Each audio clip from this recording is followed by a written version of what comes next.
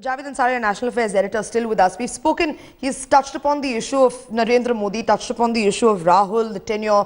But definitely when it comes to corruption, a very, very watered down, a very diluted approach, in fact, taken. And also where Prime Minister, in fact, claiming that they were voted back to power in UPA 1 despite of the scam-ridden tenure that they had even then. So sort of just, not really trivializing the issue, making it almost sound and appear that it was not important enough. So, and that's why they were voted back. So, you know the spin that I have a bone to pick with the spin that the Prime Minister sought to give. He says that these scams took place in UPA 1, but we were still voted on. But they came to public knowledge in UPA 2. And subsequently, after they became public knowledge, subsequently all the elections, barring that of Karnataka, most of the elections the Congress party has lost. This just goes to show that the Congress party, the Prime Minister or in particular, are in denial. They're so cut off from ground realities. You talk to anybody on the street, they will cite price rise and corruption as two of the main issues. They punish the corrupt in Karnataka, they punish people who they perceive to be corrupt in other states. So, you cannot cure a problem till the diagnosis is right. If you don't, if you're not willing to accept that this is an issue, then what are the correctives that the Congress party is going to apply?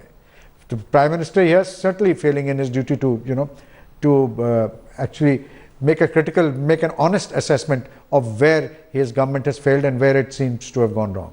Karthikeyan, do you sense a certain amount of sort of firefighting that the Congress will in fact indulge in now that the Prime Minister has made this comment? We had Ami-Ben Yagnik a while ago in fact claiming that the context of this was different. So sort of to say that the people entrusted faith in the UPA and voted them back to power thinking that, the system will be cleaned up, it will be. So do you see the Congress in fact doing that right now? Because there are going to be a lot of issues that the opposition is in fact going to nitpick on with the Prime Minister's speech.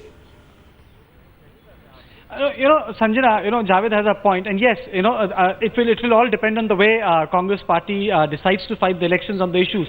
But there's a lot of truth in what Javed has said. You see, the real difference between UPA 1 and UPA 2 is not only about the issues of corruption, is the sort of procrastination which the Prime Minister did on them. Mr. Kalmadi sits in the House today, though he may not be officially part of the organization, but he is part and parcel of a decision which have to do with his constituency also. There was great procrastination when it came to coal, when it came to 2G, spectrum, other issues. Instead of picking the issues and solving the problem, clearing the perception and tackling the corruption at the root level, Congress first fought them at the level of perception. It lodged a media blitz against it, then accepted it. And then, you had CBI or court intervened inquiries.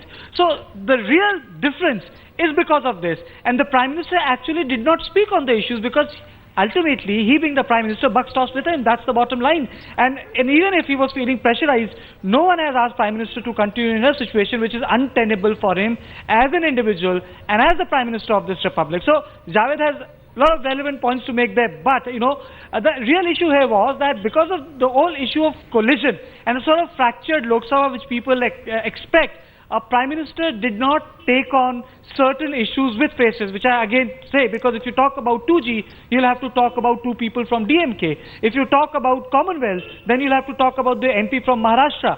If you talk about coal, then you'll have to talk about a senior Congress MP and former minister from Andhra Pradesh. So you'll have to give faces, and I think that's where Prime Minister completely faltered.